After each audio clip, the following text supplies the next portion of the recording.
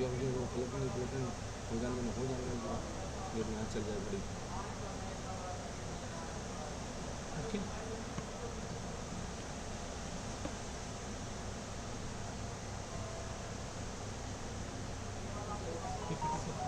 PPT क्यों कहाँ schedule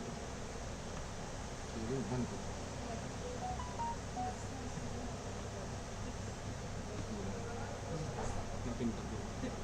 अरे ऑनलाइन जो ज्वाइन है उनको नहीं दिखाओगे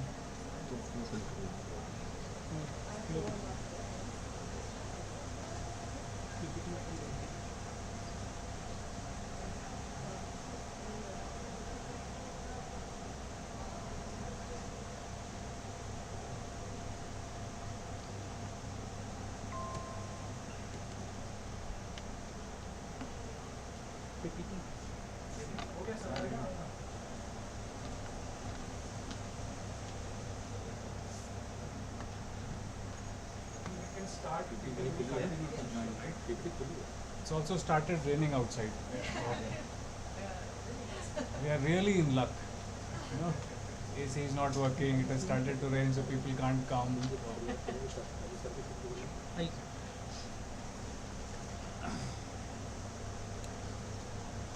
Good afternoon to everyone, and welcome to this author workshop conducted by Kargar Publishers. Kargar, as you all may know, is a publishing house which is headquartered presently in Basel, Switzerland. And we have a very good team from Kargar here who will be talking about open access publishing and how Kargar can help us with their publishing. I'm sorry for the issues. The air conditioning is not working in the whole building. We have a heavy rain going on outside, and the attendance is thin because it's midweek. So barring all that, I hope we have a good workshop here. So I'd like to welcome Christian. Christian is the head of academic and research markets. He has spent 16 years with the Institute of Physics publishing in the UK. He also has a degree in applied biochemistry and molecular biology. Welcome. Dr. Grain McNamara. She is the Research Integrity and Publication Ethics Manager. She helps in developing the research integrity policies and conducting investigations for Kargar. She's a PhD in integrative neuroscience. Well done. Welcome. Francesca is the Customer Engagement Manager and is a trained librarian. Unfortunately, which I am not. So even though I'm looking after the library here. So welcome to you too. Priyank is the regional business lead for South Asia for Kargar. And then Rajneesh, is the business development manager for East and North India at Kargar. So I welcome you all, and you're up, Christian.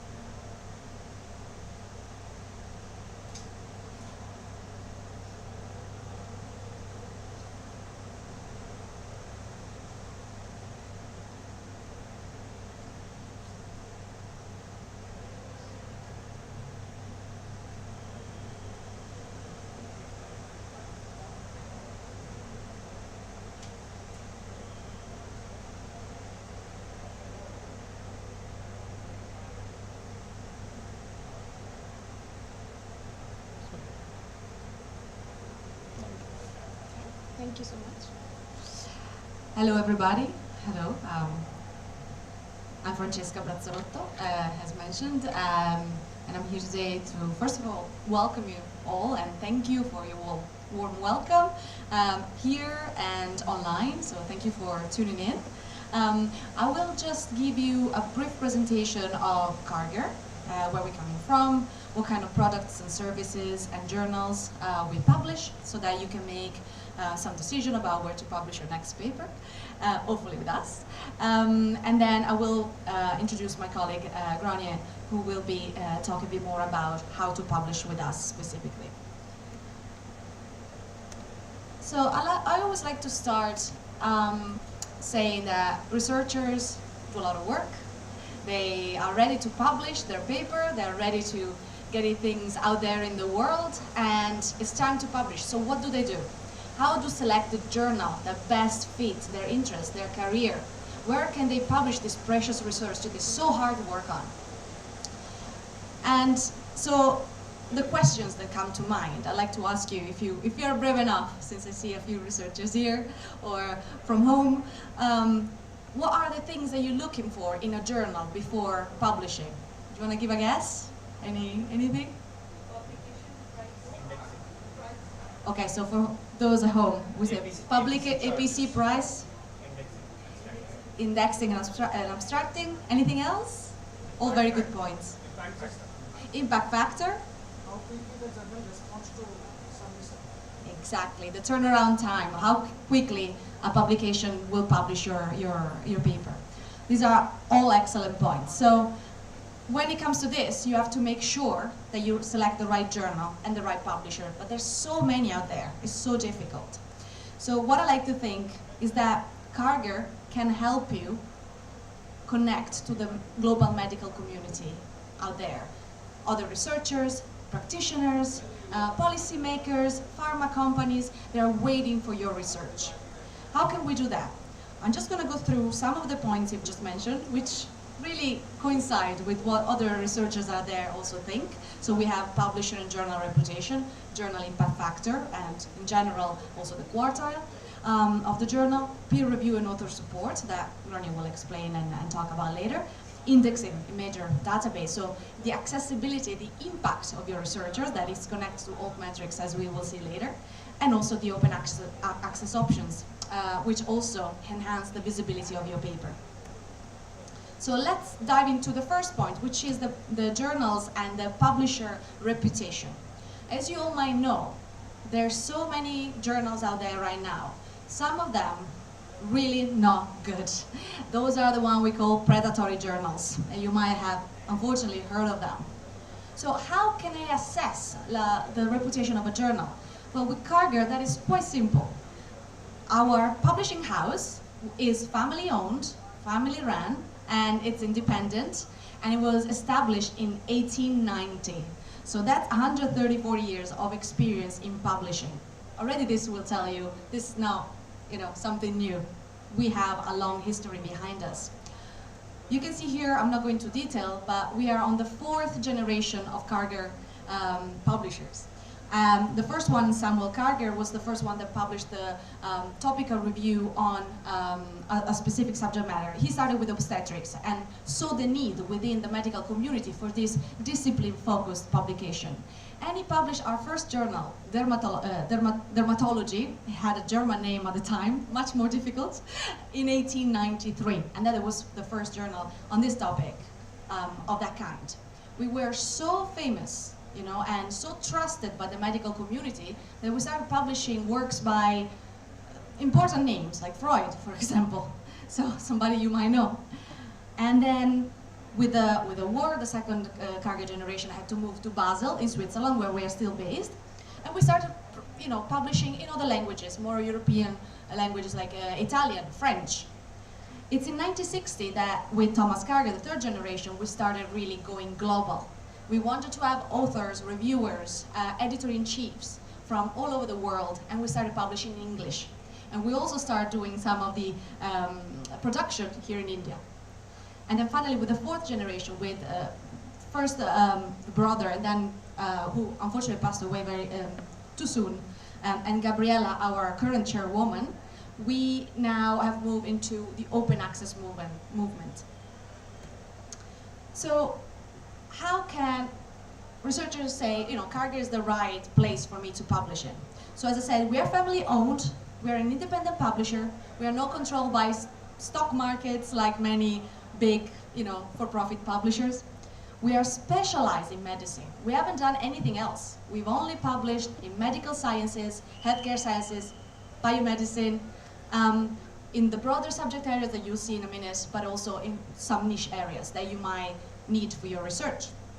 And as I said, we are strongly committed to open access and open science. I'm not sure how detailed your knowledge of open access is. My colleague Chris will give you a really good overview later. But just so you know that open access is very good for you, for your publication, because we'll get you many more citations, more visibility.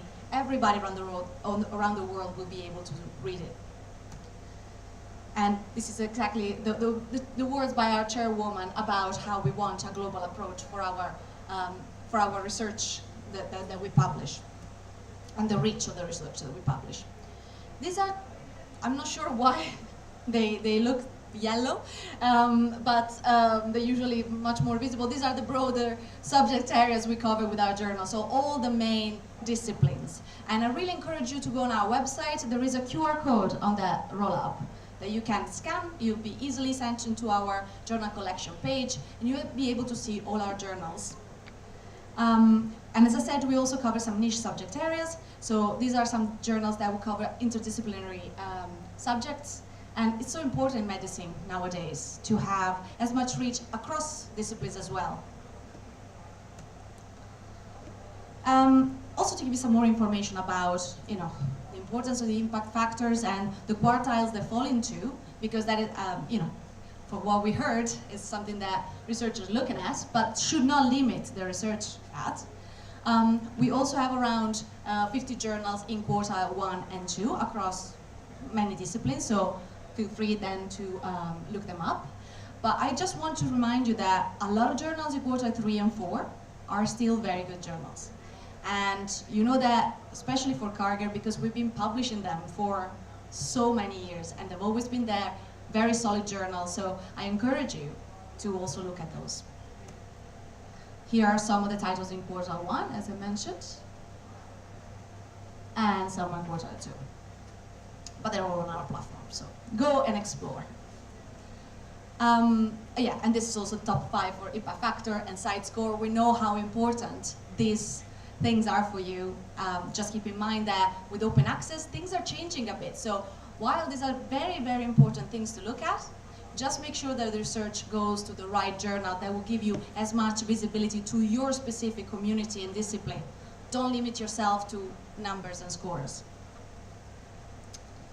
As I said, also the author journey, the author support is really important to us. We like to support the medical community, the medical researcher, across the entire cycle of their career. So we start with you when you are in university, we give you journals to read, articles to read, we help you publishing, and then also we follow you when you become a practitioner or when you move into a corporate job in pharma, and we provide with all the tools you might need. So for when you are a researcher and you wish to publish a paper and you're a bit unsure about the process, how to go about it, we have created Campus. Campus is a platform which includes 10 courses. They are self-service, so you can start and finish them whenever you want, whenever you have 5 minutes. They are 1 hour long each, and they cover really important areas in which you can learn how to draft a paper, how to do so in an ethical manner, how to choose a target journal for your publication. And I'd like to just say that these courses are generic, so they're not just talking about Karger journals. This will give you a fundamental knowledge that will help you publish in all the potential journals out there, because they are they talk about the essential, the fundamentals of these topics.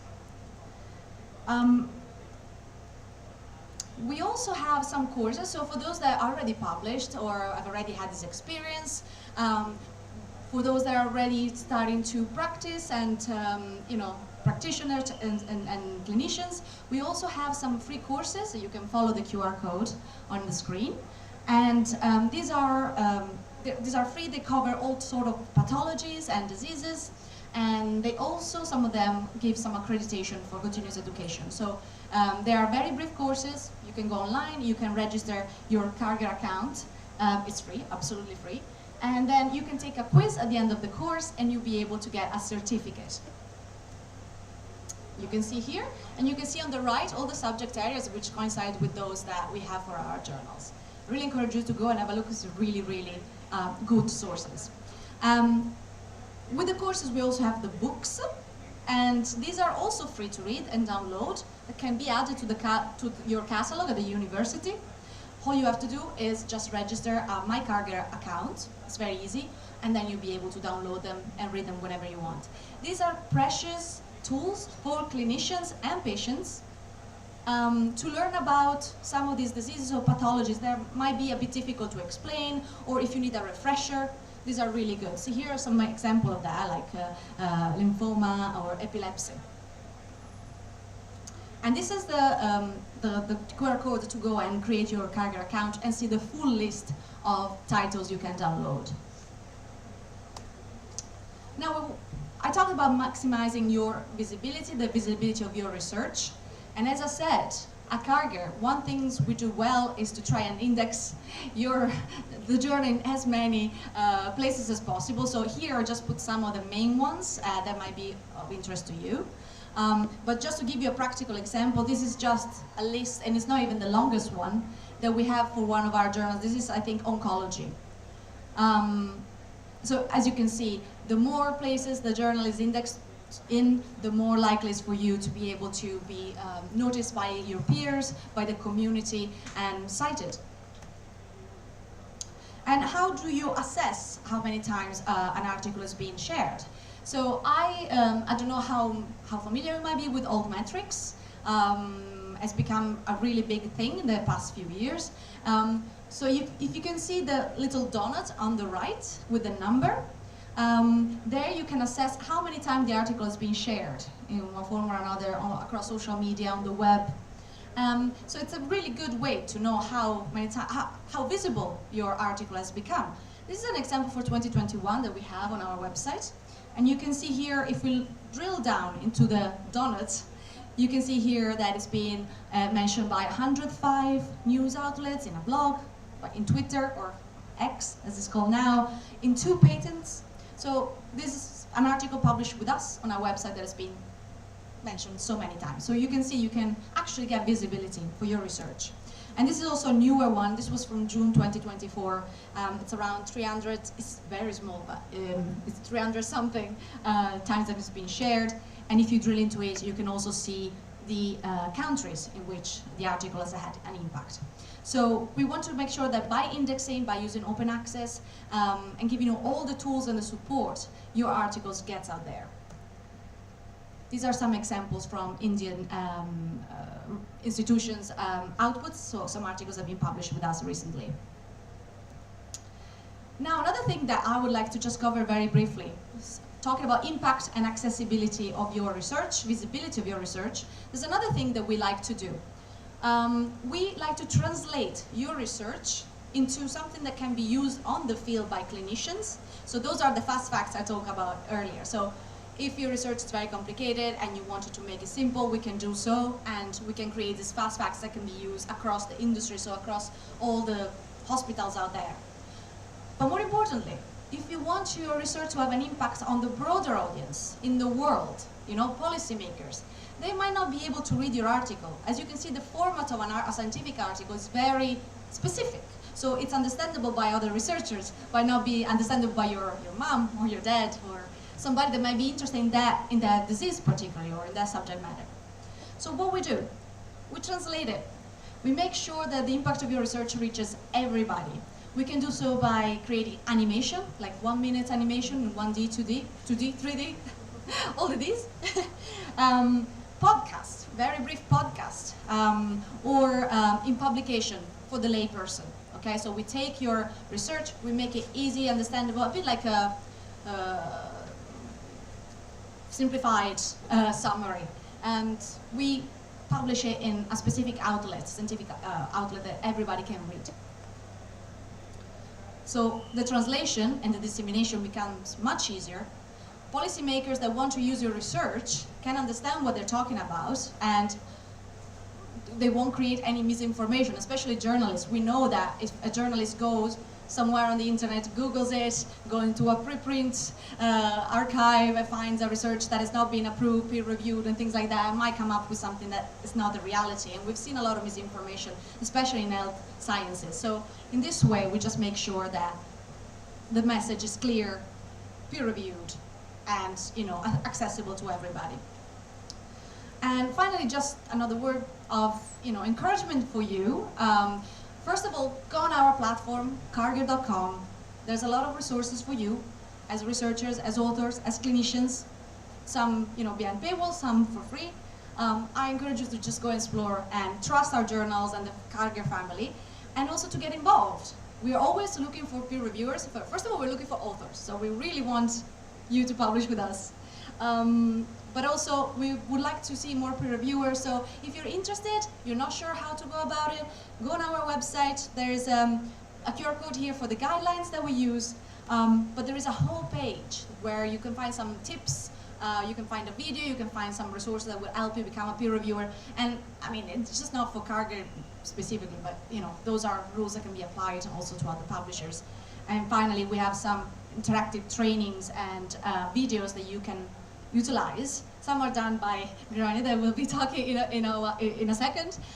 So please go and register, and if you have any questions, please get in touch with Rajneesh or Priyank, or come after the presentation, and yeah, we'll be happy to help. So thank you, and I hope you enjoyed this glimpse into Karger.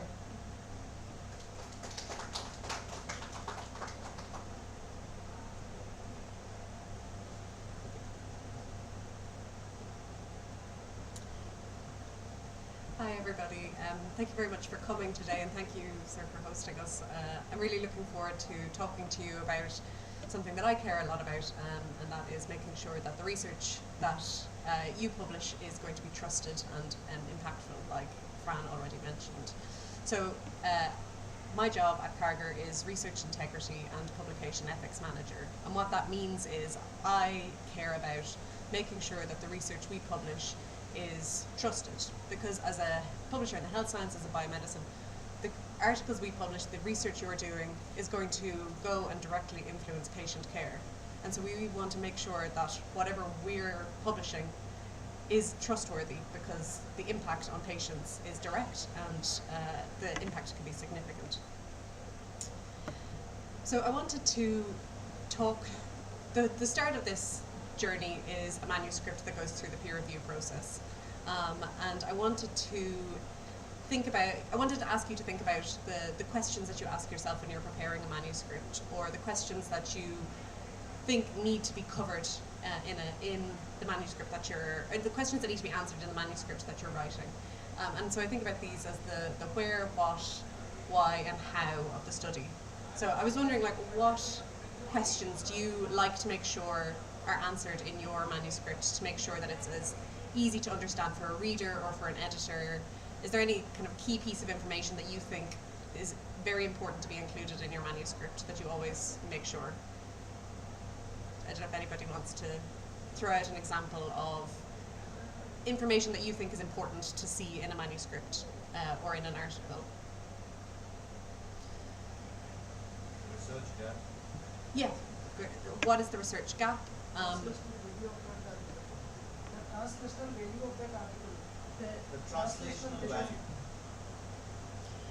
The translational value. The rain is really heavy here. I'm very sorry. The translational value of the research. Absolutely. All of these are really important questions for a reader to understand. Of, you've done the study. Why is it important that you did the study? You did the study. Why was it important to ask that question? Why is it important to why was it important to do it the way you did?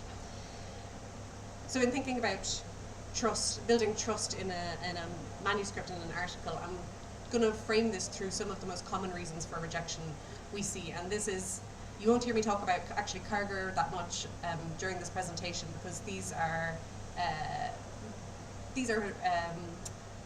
important factors for building trust in research, no matter what the publisher is. And these are common reasons for rejection across the globe and across disciplines. So you can take this information and maybe write a manuscript and submit it to Karger, but you can submit it to whatever, this will be relevant for whatever journal that you decide to submit to.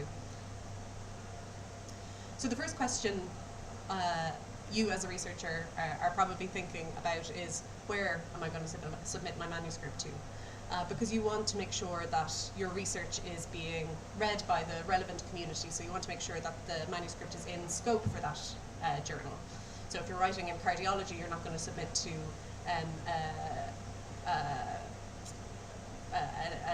nutrition journal, for example, unless it is interdisciplinary. But of course there's more than that, and I always describe it as each journal has its own personality. So even two cardiology journals will have very different kinds of studies they publish. So one cardiology journal might be very focused on fundamental biology, genomics, genetics, basic research, and another journal might be focused on clinical and translational impact of research. And so for you, it's really important to make sure that you're submitting to a journal that matches the personality of the study that you've done. So I always say to go to the journal, look at the last 5 articles that have been published in that journal and see, does my manuscript fit in with this? Does my manuscript fit in with this community of articles? And the reason for doing that is, one, you get to have a sense of what the editor is interested in reading, what the community is interested in reading. But by publishing your manuscript in a journal alongside other similar studies, you're increasing the visibility overall, because a person who's reading that journal will find your article when reading the journal cover to cover and be interested in citing it. Something that Fran mentioned briefly and has come up more and more is the topic of predatory journals. And I just wanted to do a quick show of hands if people have heard the term predatory journals, or if I'm going to be telling you something you already know. We have some knowledge. Anybody else have heard the term predatory journals or know what a predatory journal is? Yeah. So a predatory journal, for those that aren't aware or maybe not that familiar, is a journal that will publish your research, but they won't do any peer review. They don't have any ethical standards. They're probably not indexed in any of the databases that you want. They won't have an impact factor, and there'll be no or low visibility for your research. So your research is out there, but it's not in any of the indexing sites. It's not getting cited by researchers. It's not having impact on the community overall, and it's not having a peer review process. And so while you might think, oh well, this is a really fast turnaround time and fast time to publication. Actually, the peer review process is a really important part of developing your manuscript into being the most trusted version that it can be. And so I wanted to, I'm sure you're all very familiar with the peer review process, but I wanted to just highlight some of the key time points in peer review that are missing from a peer review, missing from the process in a predatory journal, and why it's so important. So the first thing that will happen in your manuscript when you submit it to a legitimate journal is the editorial office will check it and make sure that the presentation is in line with best practice internationally. So that might be about making sure that your data availability statement is clear, making sure that your statement of ethics is clear to the editor and the reviewer to understand what you did. And then it'll be passed on to an editor who is just one in a series of global experts who is going to look at your work and give you feedback. And this is a great opportunity because as a researcher here in the hospital, you might be talking to your colleagues and getting feedback from the other people in your department. Maybe if you're lucky, you have a collaborator in another hospital. But the peer review process is the first time for a lot of people that they're getting feedback from experts around the world on their study, on your study directly, and most importantly being told how to improve your manuscript to make it more reproducible, more trusted and therefore more citable. And this is something that will be missing in a predatory journal. And finally, as I mentioned, if you publish an article in a predatory journal, it'll be published alongside other articles that haven't gone through a peer review process.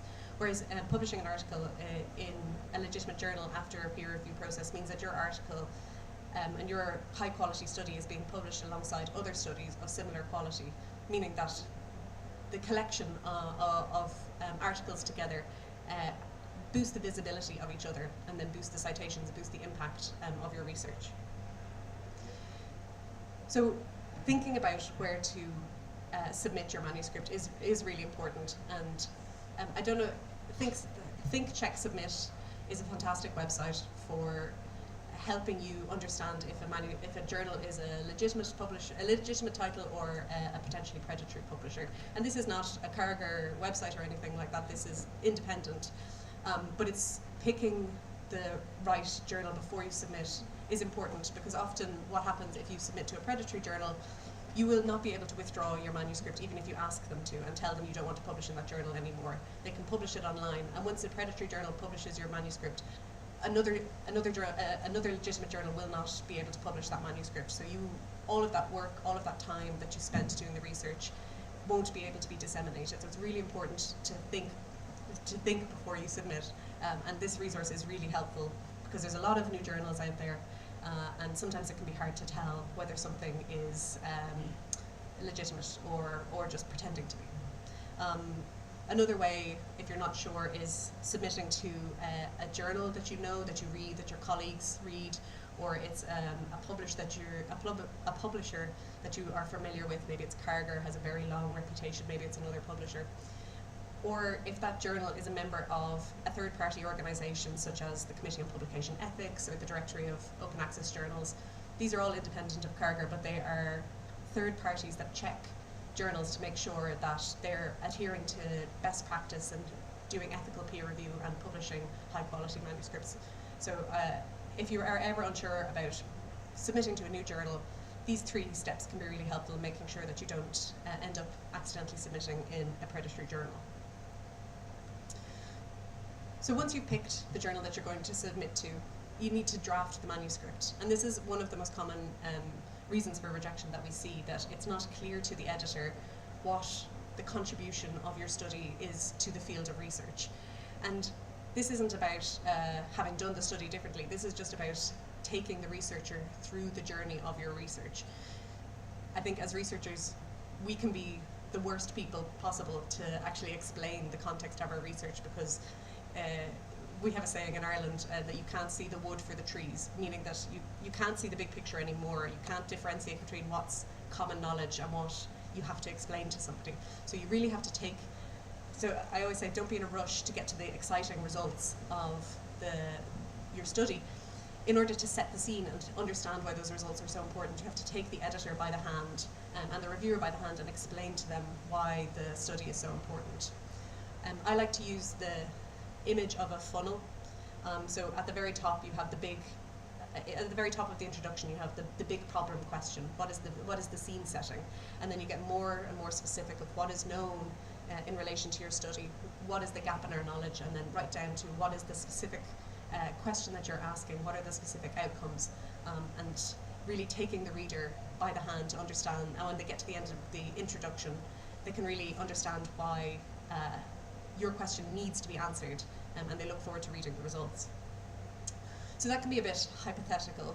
So I wanted to include some examples. These are some anonymized examples of introductions that we have received that the study itself may be very high quality, but just the story, explaining the research journey wasn't done in the most clear way. Now, of course, this is a shortened version, a much shortened version of an introduction. Your introduction would typically be maybe 3-4 paragraphs long, not much longer. But this is a study looking at serum creatine in people with diabetes with low or moderate exercise levels. And you reading this, you might be able to infer, I sort of have heard of diabetic nephropathy. I understand why this might be an interesting question or an important question to ask. But you don't want to rely on an editor or a reader to have to make assumptions about your research. You need to take them by the hand and explain why the problem statement is so important. And so again, thinking of that funnel, starting with the big picture setting, moving down into the specifics of why you care about why you care about kidney function and why it's so important in people with diabetes, going down to why this why this study type, why you're looking at exercise specifically, potentially as an intervention, all the way down to, in this context, this is why we did the experiment we did, and these are the outcomes that we plan to measure. Really taking the reader by the hand so they understand what the need for your research was in the field.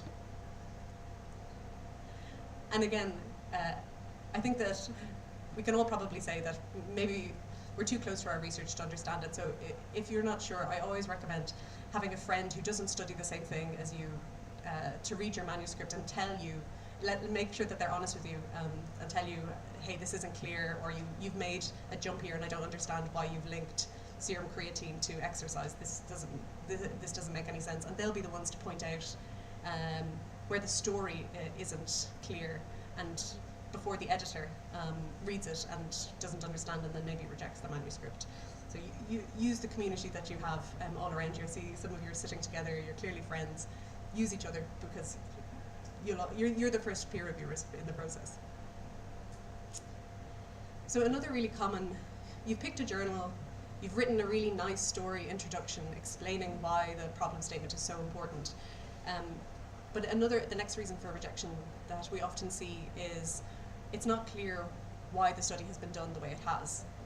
And again, I think this is something that we as researchers, or me formerly, you currently as researchers, can assume that it's obvious why in a certain context you've carried out the study the way you have. But we can't assume it's obvious. So I'm standing here in front of you, and I know that some of you have, many of you, most of you have published articles before, and I'm thinking to myself, they know all this. You don't need me to tell you how to write an introduction. But I always say that it's better to tell somebody something that they already know than risk assuming something and then not understanding at all. Because that's where you leave people behind, and that's where you lose the potential for trust in your research. And then minimize the potential for impact of any publications. Now, I said what I wanted from this presentation was not to tell you how to do your research differently, because you are all doing high quality research. I have absolutely no doubt about that. And this presentation is really geared towards how you present the story and how you present your research to an editor, a reviewer, and a reader, so that they understand why the question was so important and why it needed to be carried out the way it was. But if you've gone through the peer review process, you know that there's nothing more frustrating than to get that reviewer's comment that says, oh, well, you should have included an additional control group here, or this drug has off-target effects, you should have included an Aspen group to control for the NSAID properties of that drug, which fantastic feedback to receive 5 years ago when you designed the study. Terrible feedback to receive now that the study is over, the data is analysed, the patients are gone, and it can potentially be a big blocker for publication that you just can't do anything about. So one way to avoid that potential is being sure before you start, and that is about publishing a protocol article. So I don't know if anybody here has published a protocol article before, or an analysis plan, or pre-registered their study is another way of thinking about it. Yes, yeah. In a journal or in a journal, great, yes. And were the reviewers' comments helpful for you in that case? This is great, and that's exactly what we want. We want you to be publishing the best quality, the best version of your research possible, because we want good outcomes for patients ultimately. We want that, you want that.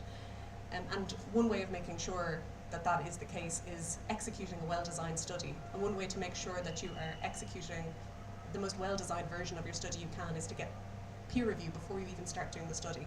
And that's what a protocol article will get you. It'll give you feedback from reviewers before you even start doing research. And the benefit for you, apart from getting feedback from your peers before you start doing the study on the study design, is the fact that this can be published in a journal, meaning that while you're doing the research, your article is getting cited, you have visibility across the globe. Fran showed really nice examples of how we can measure impact of an article. So that can all be happening while you're doing the research, meaning that you can put it on your CV, you can go to conferences, you can talk about your research, and everybody can see it and cite it.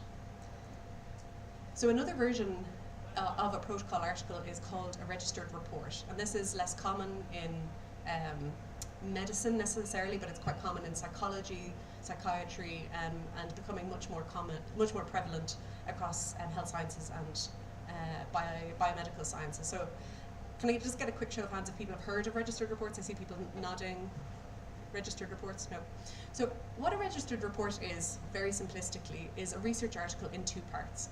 So part one is the protocol publication. And that is exactly like a protocol that I just explained. You get feedback on your study design from your peers. In CARGR's case, it's published in a journal. It can be cited while the research is ongoing.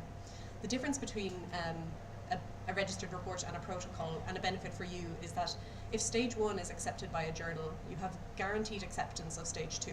So no matter what the results. So you, when you're doing the research, can be reassured that no matter what the outcome is, no matter whether it's a null finding, whether it's a positive finding, you know that you can be published in that journal. And that is just a huge, you're very, I know you're very, very busy people, and that's just a huge weight off your mind. So I really recommend considering if there's a lot of benefits for you as a researcher. So I talked a lot about the similarities between protocol articles and registered reports, and I wanted to make sure that you can make informed decisions about what you want to do and if you want to submit a protocol article for consideration in a journal. They have very overlapping benefits in terms of getting feedback from peers, getting visibility for your research. There's an aspect of avoiding being scooped because it's clear the date that you started doing your research. A protocol article you don't have that guaranteed acceptance that you have with a registered report. On the other hand, registered reports, not all journals will publish the protocol or the stage 1 version. So at Carger we do publish stage 1, but not all journals do that. They might ask you to publish it as a preprint instead of publishing it in the journal. So that's just something to consider if you want it to be indexed in a if you want your protocol to be indexed in a journal. Just make sure that you're submitting your registered report to a journal that will publish stage 1. And the last really common reason for rejection is just a lack of clarity in the manuscript presentation overall. Some of you in the room might be editors, and you might know editors receive hundreds, if not thousands, of manuscripts every year to review. And it's your job as the author and researcher to explain to the editor why your research is so interesting and why it should be published in the journal, and making that as easy as possible for them to understand right from the start why it's so important. And that's why I spent so much time talking about, taking them through the funnel of the introduction and explaining the research, because that is really where you'll grab them and get their attention right from the start. So one thing that I always say about, unclear writing, that's a big umbrella term. What do I mean by that? One thing to think about is if you say something in the manuscript, you need to explain it. Again, don't assume that it's common knowledge or that it's obvious. So again, this is an anonymized version of a manuscript that we received in the journal looking at mental health literacy in mothers of children with anxiety. Really important public health question and a growing issue in childhood mental health. But if this was your study, in your manuscript, I'm immediately thinking, are all of these questions answered in the manuscript? Have you defined what mental health literacy is? Have you explained if there's any local context? Maybe you did all of the interviews with the mothers by webinar. Have you explained why, because it was covering an area of 500 kilometres and it wasn't practical to invite the mothers in every time for interview, why have you focused on mothers and not caregivers of children with anxiety? All of these are questions that need to be answered in a manuscript so a reader can understand why you've carried out the study the way you have. And this is not only important when you're thinking of the editor and the reviewers, but when that article is accepted after peer review and published in the journal, the ultimate measure of a trusted piece of research is a reproducible piece of research, meaning that somebody else in a different institution, maybe in a different country, is going to do the same study that you did and get the same results.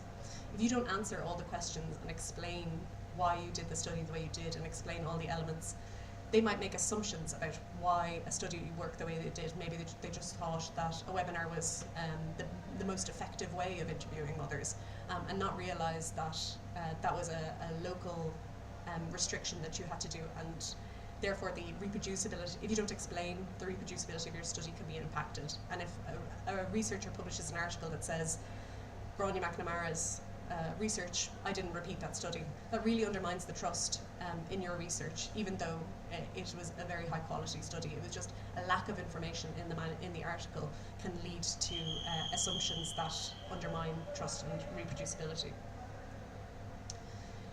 But of course, there's a lot of elements to think about. So it's not just making sure that if you mention something that you explain it in the manuscript.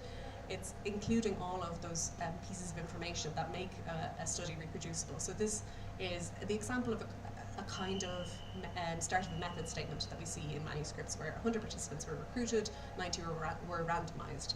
But you can understand that this is a statement of fact, but there's a lot of information missing here that will potentially undermine the reproducibility of any of the results. So where was the study conducted? Why did the number of participants drop from 100 to 90. They were randomly assigned into group. How were they randomly assigned? Who did the randomization? How was the allocation carried out? All of these things, all of these elements to your study are not about changing how your study was designed, but it's really just about telling the story to the reader about how the study was conducted, building that trust between you and the reader of your research, telling them, hey, I'm transparent about what I've done, transparent about why I did it this way, and you can try to reproduce my study afterwards. Now, this is a lot of things to think about when you're practicing clinicians, you're doing research, you're writing studies, and you don't want to miss any of these pieces of information, because that could be the difference between a reviewer recommending acceptance or recommending minor revisions or recommending potentially rejection. So I always recommend you referring to one of the reporting guidelines on the Equator Network. So maybe you have or have not heard of the Equator Network, but I bet you've heard of reporting guidelines. If I say names like Consort or Prisma or Strobe, I see people nodding their head. These are very common reporting guidelines that everybody in this room has probably referred to at least once when writing a manuscript. I actually recommend referring to these also when designing a study, as a way of making sure that you've considered all of the elements. I just find them a really helpful checklist to think about. But it means that you can, and there are extensions of Consort for every conceivable study type out there. So you can be sure that whatever version of a randomized control trial that you've done, whether it's distance, whether it's a mobile device, you can be sure that there's a Consort extension to go with that, to make sure that for your specific study type you're including all of the pieces of information that a team of experts have decided are the key elements for the reproducibility of that piece of research. So again, if you haven't seen a reporting checklist before, what they are essentially is a list of elements that should be included in a manuscript for that study type. Another really common one that we require at Carger is the care guidelines for case reports, making sure that case report presentation is as easy to understand for the editor, reviewer and reader as possible, taking their hand through the research journey, explaining the tools that you've used and why they were important to do that. And then you can, after you've made sure for yourself when you're writing the manuscript that you've included all these elements, you can then upload the completed checklist as supplementary material in whatever journal you're submitting to, so that an editor or a reviewer can see at a glance, okay, these authors have taken seriously the importance of reproducible methodology, reproducible results, and I can see very quickly that they've included all the elements that I would expect to see in a manuscript, and it just helps them process your manuscript more quickly, helps a reviewer review your manuscript more quickly. So before I hand over to Chris to talk about another really important aspect about journal selection, open access, I wanted to leave you with these sort of 4 key questions for yourself, or really 5 key questions for yourself to think about when you're getting ready to submit a manuscript, when you're writing it. I believe that these are on a flyer that we have here, so you can take it away afterwards. You don't need to worry about taking a photograph. But it's like making sure that the journal that you're thinking about publishes research that looks like your research. Making sure that it's clear what the relevance and the importance of your research question is, making sure that it's clear why you've done the research the way you have, and overall just making sure that all the important elements for a reader are clearly presented throughout the manuscript, so that they can understand the importance of your research question and results, and cite that research and translate that into clinical practice. And the last thing I haven't touched on, but is a really important part of manuscript submission, is making sure that you've read the journal guidelines and that you and all your co-authors accept all of the editorial policies, especially around kind of data sharing. This is, or as Chris is about to talk about, open access publication, because these can be really important considerations that you don't want to have to find out very late in the peer review process that actually the authors disagree about the license that the journal uses, and then you can't publish it in that journal. So on that really important question of what license does the journal use, I'll hand over to Chris. But if people do have questions, something I didn't talk about maybe is use of generative AI in manuscripts, or I mentioned briefly avoiding being scooped and the importance of registered reports and protocols there. So if there's anything like that, or preprints, I don't know how many of you preprint, very effective way of getting your research out there. So any questions like that, please feel free to come up to me afterwards or reach out to Priyank and Rajneesh later after the session if you think of something, especially for the people online. I'm very happy to answer questions. And again, all of these pieces of information are publisher agnostic. This is great for Carger, but we just want research to be trusted. And that's the most important thing to us as well. Okay, thanks everybody.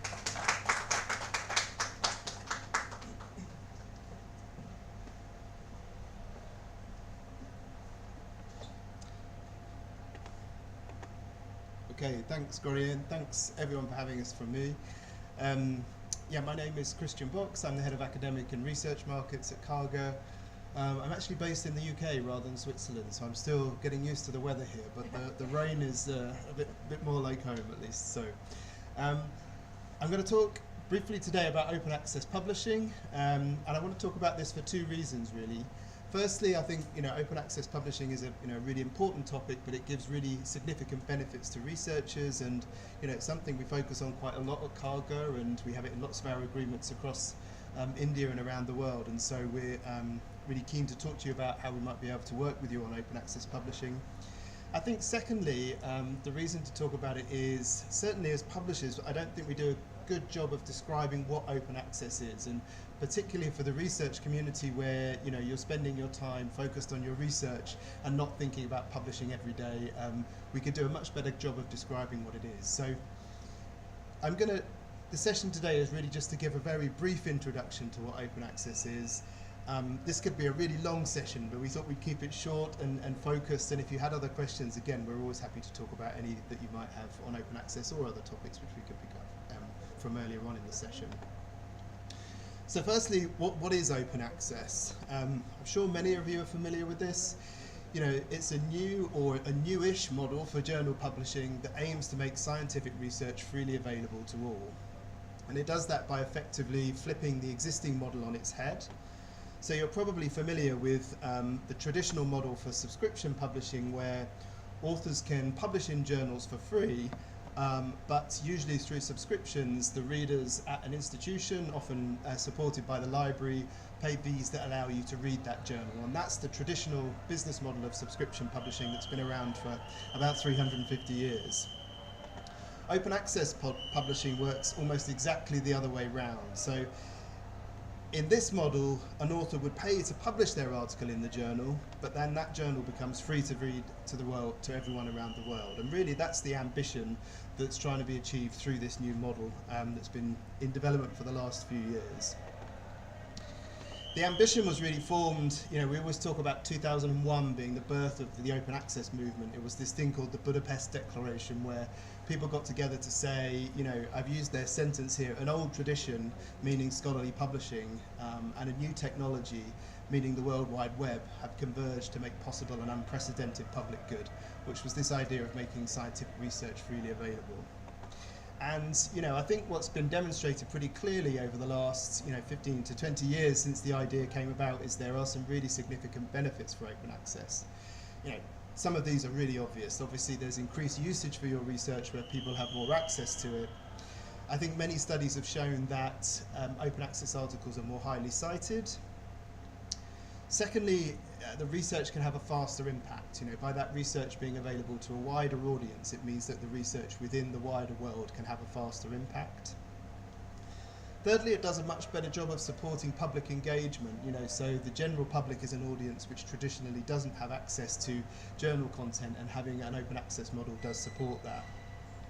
And lastly, one of the themes Fran touched on was about interdisciplinary research. We know it's a growing importance, and again, having that research more freely available to all supports interdisciplinary impact and collaboration. So that's really what open access is trying to achieve, and I think everyone would say this would be a good thing if we can do that. There are a number of challenges that currently exist in order for us to make a full flip towards open access, and I just wanted to touch briefly on what some of those are.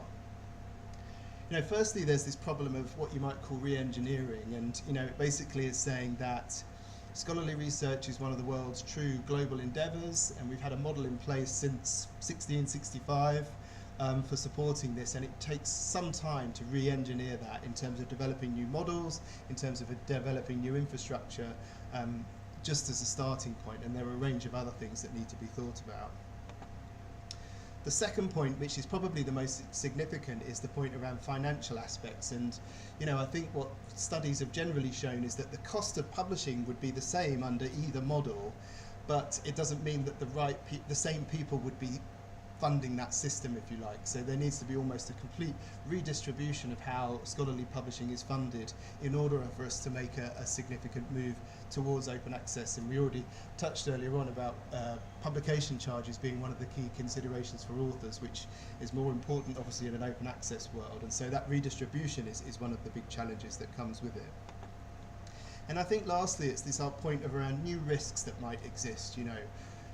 The easiest example that people are aware of at the moment is predatory publishing, and that is something which has become more apparent in an open access world, and it's these things that we need to get used to in the new world to make sure that in making this shift we protect the scholarly record and the job it does in supporting scholarly communication around the world. Sorry, could you explain, would you help people understand some of the red flags when they look at predatory publishing in terms of what an author must look out for before falling a prey to a predatory work? Yeah, so just for any people watching online, the question was about identifying red flags to how you might identify what a predatory journal might look like. Actually, Gronier is probably much better placed to answer this, but I mean, two I can certainly be aware of that I'm aware of that are generally a good indicator of whether there's a problem there. The first thing is to look at all of the other published articles that have been published in that journal recently. You'll have a good sense from your own research of whether those journals look legitimate, whether those articles look legitimate, whether the research is of a good quality, and I think a real sense check of what those articles look like would give you an indication of whether there's an issue. And there's some other things you can think about as well. I mean, one of the ones I'm most familiar with is, if you're seeing a very, very rapid peer review process, so, sometimes if an answer came back in 3-4 days, that's a really good indication that the peer review process is probably not being done properly there, and that's a really good indication that potentially there is, that could be a predatory journal and something to watch out for. Gronier, I'm just wondering, are there any others that I should highlight? I think and you can repeat, I think guaranteed acceptance is a huge red flag for a predatory journal. I spent the whole presentation talking about how to present your manuscript in a way that makes it easy for editors and peer reviewers to review it. But that assumes that that's a peer review process. So if a journal is saying, if you transfer us $500, we will publish your manuscript, that's not something a legitimate journal would ever say, because a peer review process has to happen, and the editors are editorially independent of us, so we can't guarantee anything. So I think that that's a big red flag. And just to repeat for anyone online, so the point was around if journals are offering guaranteed acceptance, so if they're saying, if you transfer $500 to us, we can guarantee acceptance, then that's a clear indication that the peer review process is probably not legitimate and is probably being done just to try and generate some funds for you and from you. And as Gronier touched on, there's a range of different problems that come out as a result, most of which means that your research could be lost to those journals. Okay, so there are some of the challenges, but I don't really want to stop at the challenges, because I think despite those, there have been really good progress in the open access movement over the last 20 years. So as I mentioned, the idea was really born around 2001, and at that point the vast majority of articles were published on a subscription basis. By the time we get to 2013, actually, the distribution between the two was about 70% and 30%. So still predominantly in subscription publishing, but actually already some shift. And actually in the last 10 years, the shift has been even stronger again, where we now have around 50% of articles in global publishing by all by all publishers around the world on an open access basis. And there are different debates about whether that's going quickly or not, but from my perspective, I feel like it's something that, as an overall community, we should feel really proud that 50% of articles are freely available around the world. Given that in 2001 it was a very different picture, and given that that model's been around for about 350 years, so it took 320 years to come up with the new idea, and in the last 20 years we've made good progress there. So I think things are progressing well within open access, but we see different trends around the world, and I just wanted to give the perspective for how that compares within research from India at the moment, and it's a slightly different picture. There's been a reasonably strong move towards open access, but we see lots of different patterns in countries around the world, and a lot of it comes down to funding actually, and I think you would know better than me. I think one of the key points is that funding for publications is not included in research grants in India, which does vary around the world, and naturally that's going to have huge impact, because if that's not the case, then it makes it much more difficult. I think it's also true to say that in India, the rate of research growth is much higher than we see in other comparable large research producing nations, and so as a result I think we tend to see there's a bigger distribution towards subscription publishing as a result. But it's probably, I would think, predominantly around the funding, although we'd be really interested to understand if you feel there are other aspects within India which might make open access publishing more challenging. But I just wanted to touch on one of the areas I think which supports, particularly around the funding aspect, is that the traditional and initial approach towards open access publishing was around an individual author model. So it's the idea that you publish an article and that author or their institution is paying an APC to publish that article themselves. What we've seen, particularly in the last, let's say, 7-8 years in particular, is a stronger move towards institutional models.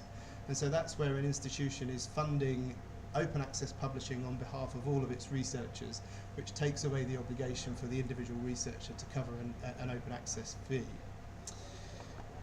To give you an idea of how those work, so you will have heard these phrases, I would think, but probably not described very well. We often talk about these as transformative agreements or read and publish agreements, but an easy way to describe them is just to say that they offer both access to subscription articles and open access publishing as a result. So it's not limited to any one thing. Just to give you an example of how it might work, if we had an agreement with King George, let's say, is as simple as I just described. Effectively, it would give access to all of Karga's subscription content, and it would allow researchers at King George to publish all of their articles on an open access basis in any Karga journal.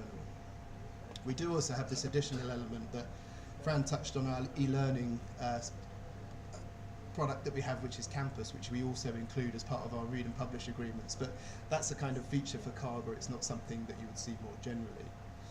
So this, I think, has taken away a lot of the barriers for authors to be able to publish on an open access basis, and I think particularly when you look at that trend between 2013 and 2023, these institutional agreements would probably be one of the most significant levers that have supported that change, and I would think are likely to have a significant impact into the future as well. And perhaps just to highlight in the context of the Karga portfolio why it's important is, of course there's the point around having the funding in place in the first place. But our portfolio, we have about 100 journals that cover the breadth of health sciences. 54 of those are what we call hybrid journals, a phrase I'm sure you're familiar with, that publish open access articles and subscription articles, and around 47 are fully open access. And I think we feel quite proud with how advanced our portfolio is.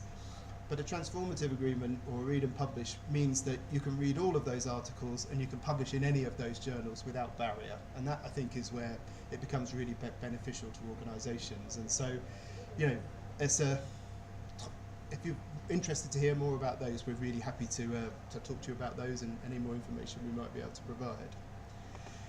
So that was a really quick overview of open access. I've done many talks on this that have lasted many times, but we appreciate you've already given us a lot of your time this afternoon, so we wanted to keep it quite short.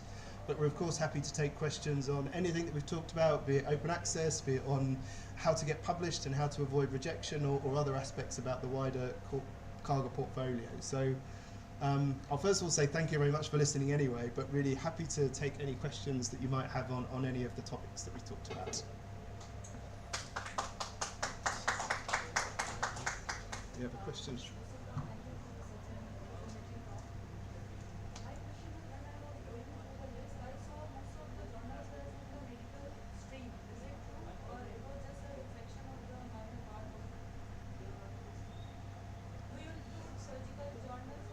Yes. So what we showed on the uh, deck was the main subject areas. Uh, we have not specifically mentioned like burns and surgery, or we don't have anesthesiology mentioned, but all of these topics are very well covered by one or the other medical journals that we have. We are a pure play medical publication house, which means we don't have any other journal outside of that. So you don't go only by the name, like Gronny was saying, that don't look only at the name. If it's a cardiology, just don't look at the cardiology. We have a lot of articles within a lot of our other journals as well, where where your article might suit much better. In case you struggle, we are available. You can write to us, and we can help you identify one of the most suited journal for your abstract. You don't need to share the manuscript with us. And I would always request that if you are sharing any information, never share the full manuscript with anybody. You can share the abstract, and we can give you an idea of where you could possibly publish your paper. That help is available with us. You can reach out to us, and we can guide you on which journal to choose, depending on the abstract that you have. Can you show her the website of how type of food? I think Meg is there. So it will be easier for them to have a look to the subject areas. Because I think Fran is going to, it's not visible in her slide.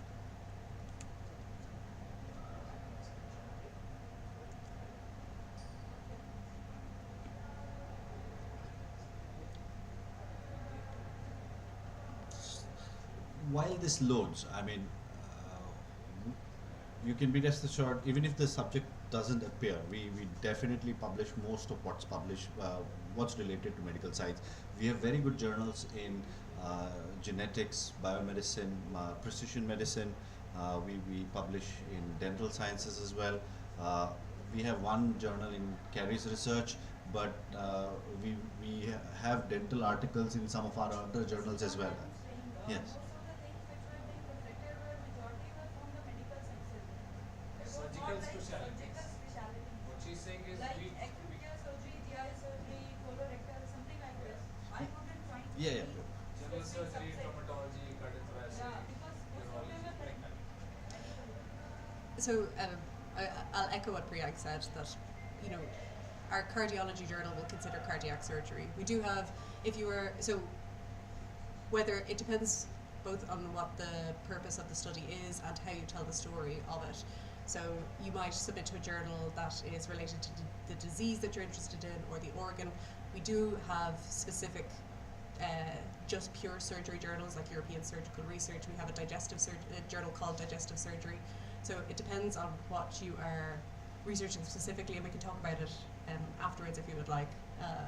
It depends about what you're researching, how you tell the story, but as Priyank said, our journals publish it. It's just about picking the one that's the best suited for your research itself. my second question is regarding access. So one is like through my institution, another one was like personal authors. So is there any waiver of policy for like lower middle income countries? Yeah, we do have some waiver policies in place that are based on kind of World Bank income ratings, I think is how those policies are developed. So they're kind of like standard policies that we have in place. And we also have, I think we consider ourselves a flexible publisher and someone that's looking to work with the research community, and we understand that you're all going to face different circumstances, and so there are definitely ways that we've always found to try and work with researchers to make sure we can meet your goals alongside the waiver scheme if it's not something which is necessarily covering that. Because I think this question is very important for us. Like processing charges.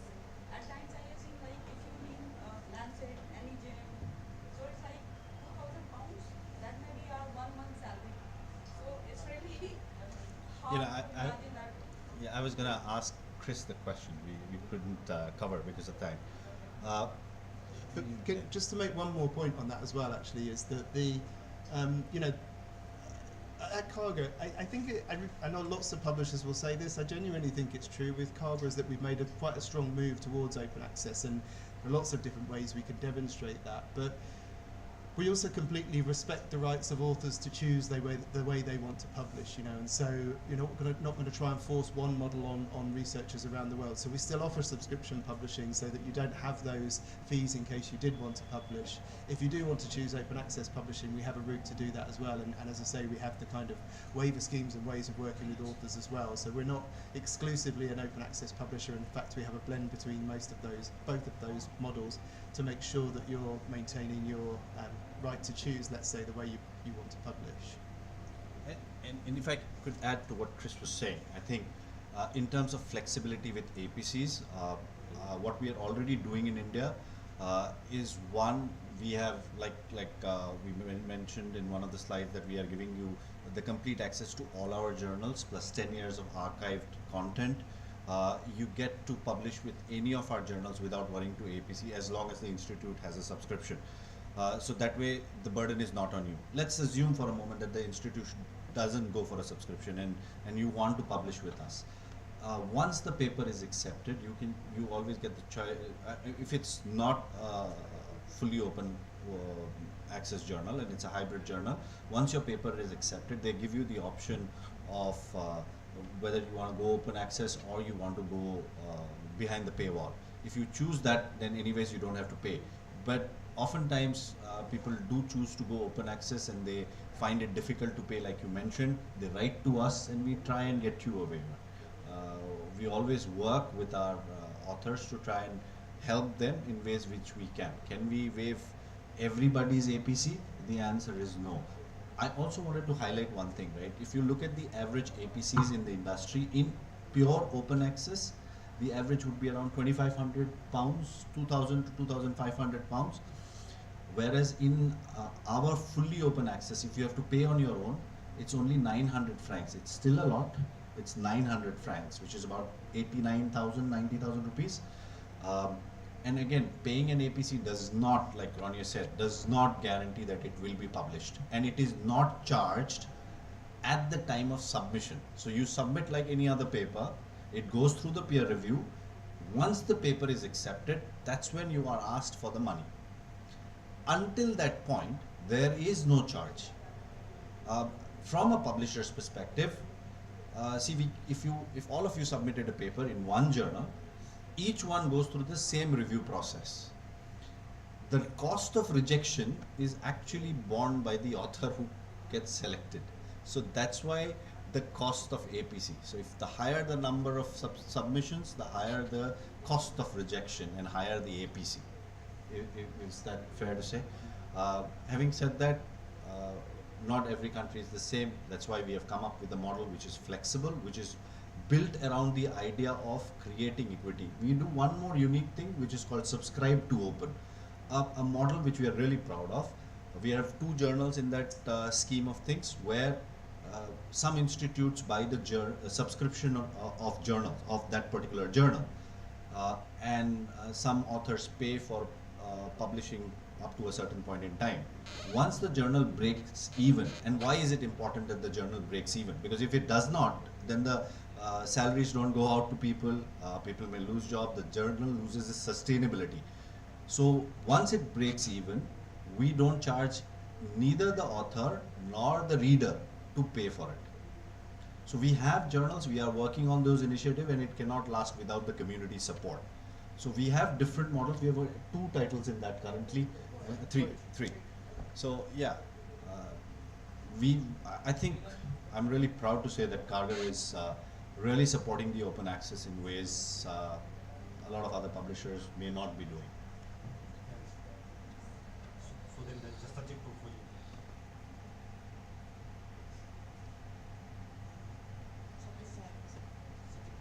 Sorry. Sorry.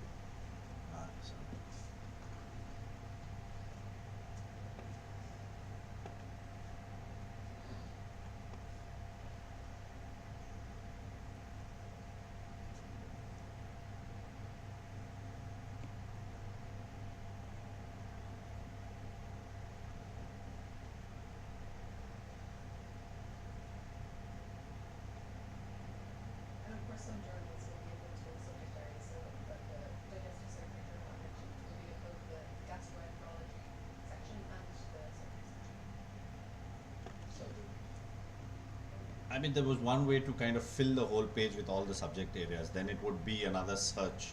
So we've just kept it at a very top level. Typically, what I also recommend sometimes is just to search the keyword, see how many words appear for the work that you're doing. You can choose the journal based on the repetitions, and we can help you. We can help you identify the articles if you are facing. We can at least give you suggestions that these are the journals that you can look at publishing.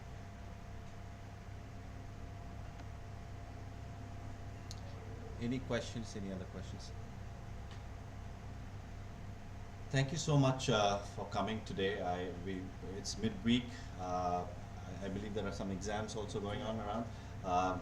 Thank you so much for giving us the opportunity, sir.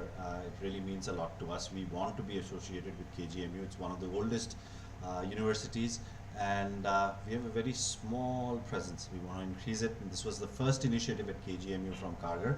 So I think it's an important step towards building a relationship with KGMU. Please help us spread the word about Kargar. If you need articles, if you don't find access in your library, please don't hesitate to write to us. Our contacts are available there. Even on our website, Rajneesh and my contacts available. I can leave my cards as well. Please reach out to us. I'll be happy to share articles. Cannot do unlimited, but whatever I can, I will. Online participants are also. Thank you so much for participating online. In case you have any questions online, I'm not sure if I can see them. I think,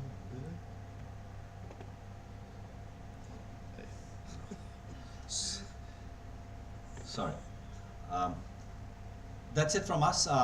Unless if there is any other question, we'd like to thank you once again. The refreshments outside will request you please help yourself before you leave. And thank you once again. Have a good day.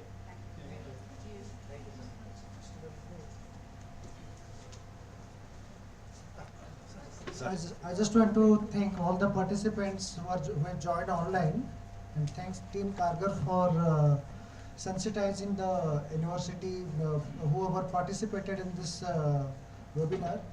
So it's a new platform, so introduction to open access platform, a collection of journals in various medical specialties. I will request the Team Kargar to provide us the list of journals that are available with Kargar. So whichever is suitable for the institution will be subscribing them for the institute. Thank you so much. Thank you so much.